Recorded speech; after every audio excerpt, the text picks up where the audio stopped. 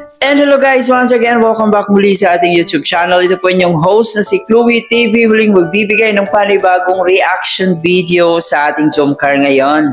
Bago ang lahat, syempre, happy Mansari po sa ating Jomcar 23 na isa sa pinakasulid na sumuporta dito sa ating Jomcar, no? So ayan, happy Mansari.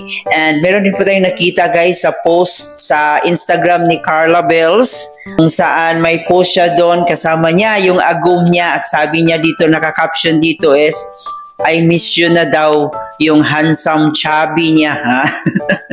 Grabe naman yung Jomcar natin guys, sobrang sweet.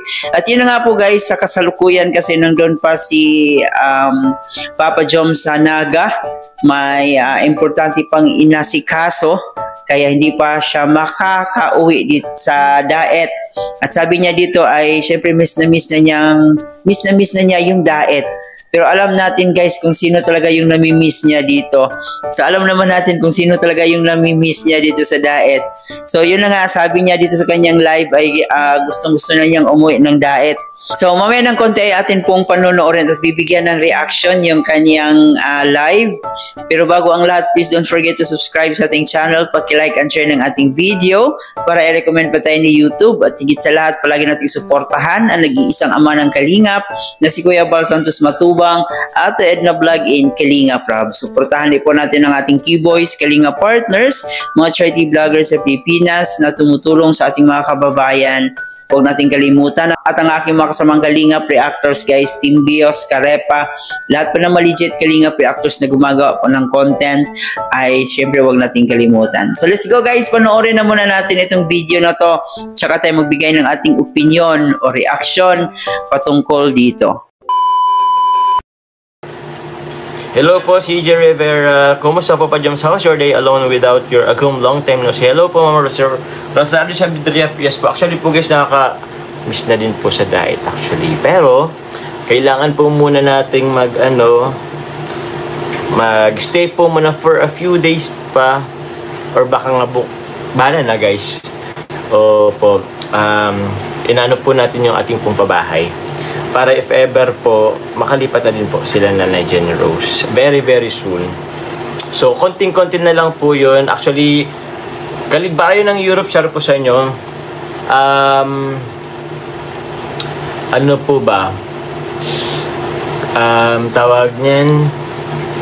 Konti na lang po kasi pipinto na lang po itong nasa gilid po ng part na to. Actually, parang ayoko nang ipapinto na po itong dun sa may malapit sa may rice field.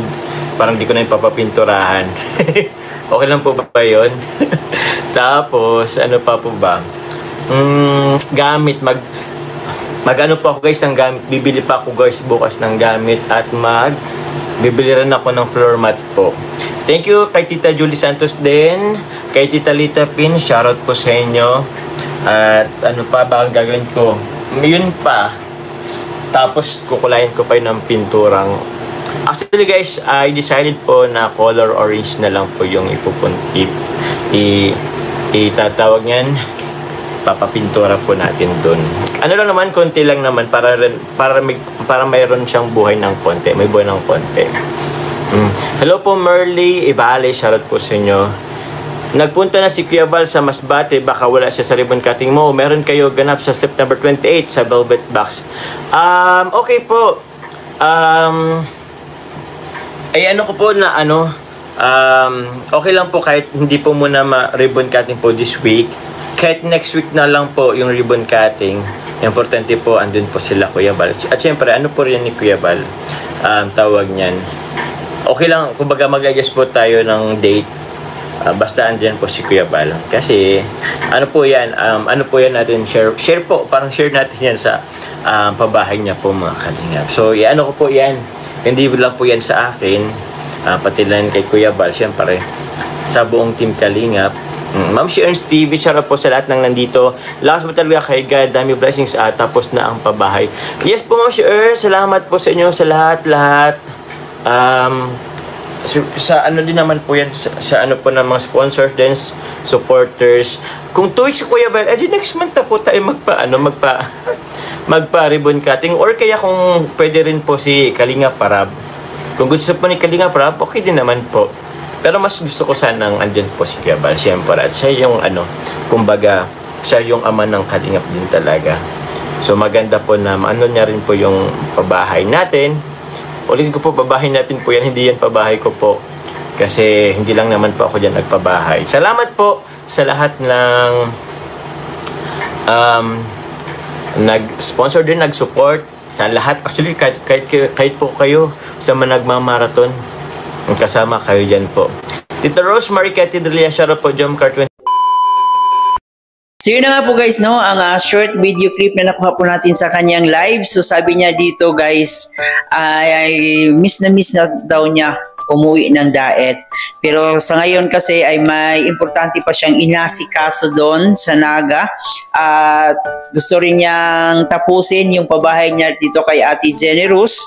At yun na nga po, nabanggit din po niya dito ang ribbon cutting dito sa magiging bahay ni Ate Generous. Dahil excited na rin po siya na makalipat yung pamilya ni Ate Generous dun sa panibago nilang bahay. So yan guys, sobrang blessed po ang ating Jomcar, no? Especially dito kay Papa Joms na nakadalawang pabahay na po siya. Just imagine, hindi po yan politiko si Kalingap Jomar. Wala po yung posisyon sa government pero nakapagbigay na po siya ng kanyang pangalawang pabahay. Kaya sobrang blessed itong Jomcar natin kasi sobrang napakabait, no? May mga mabubuting puso itong dalawa kaya mas binibless pa. At ayun din po dito sa ating napag-alaman ay may ganap po ang ating Jomcar sa September 28 po yan. So may ganap po sa Velvet Box kung saan kasama po yung Jomcar natin. At yun na nga po sa usapan dito sa pagpapa-ribbon cutting ay sinabi niya dito na i-reschedule niya kung kailan makakauwi si Kuya Bal kasi sa ngayon nandun pa sa Masbate si Kuya Bal. So gusto niya na nandun talaga si Kuya Bal sa pagbukas or pag-ribbon cutting doon sa kanyang pabahay kasi alam naman po natin na si Kuya Bal po ang ama ng Kalingap. So mas maganda talaga na nandun present po yung ama ng Kalingap natin sa pag-ribbon cutting dito sa pabahay ni Kalingap Jomar para kay Nanay Generous. So abangan na lang po natin guys kung kailan mangyayari yan kasi tulad na sinabi ni Kalingap Jomar ay gusto niya na present po si Kuya Bal sa pag-ribbon cutting. So sa ngayon ay medyo magkalayo muna yung ating Jomcar, yung mag-agum natin. Pero alam naman po natin na siguro sa likod ng camera ay nagka-video call na sila, nagkatawagan na sila, na hindi natin alam. Pero at least ngayon masaya po tayo na meron tayong nakukuhang update kung ano na po yung nangyayari dito sa ating Jomcar, and masaya po tayo sa mga achievements na nangyayari dito sa dalawa. So, antayin na naman natin kailan yung part 96 at syempre doon sa nalalapit na practice feeding sa part 100, sana'y matuloy po yon. So marami ang nag-aantay doon. So hanggang dito lang muna guys ang ating reaction video. Maraming salamat sa inyong pagsama. Muli po ito po yung host na si Chloe TV. Thank you for watching.